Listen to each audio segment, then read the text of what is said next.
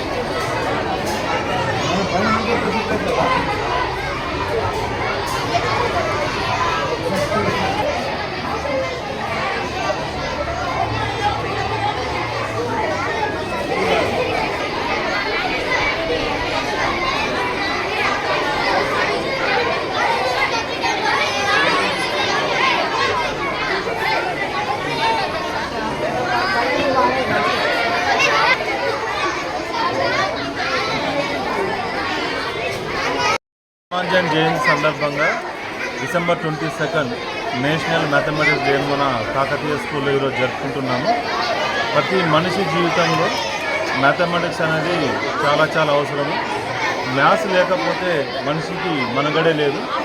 అందుకనే ఈ స్టూడెంట్స్ అందరికీ కూడా మ్యాథ్స్ పట్ల అవగాహన కల్పించడం కోసం రకరకాల ప్రాజెక్టులు రకరకాల యాక్టివిటీస్తో ఈ స్టూడెంట్స్ అందరూ ఈరోజు మన స్కూల్లో ఈ రకరకాల యాక్టివిటీస్లో పార్టిసిపేట్ అయ్యారు.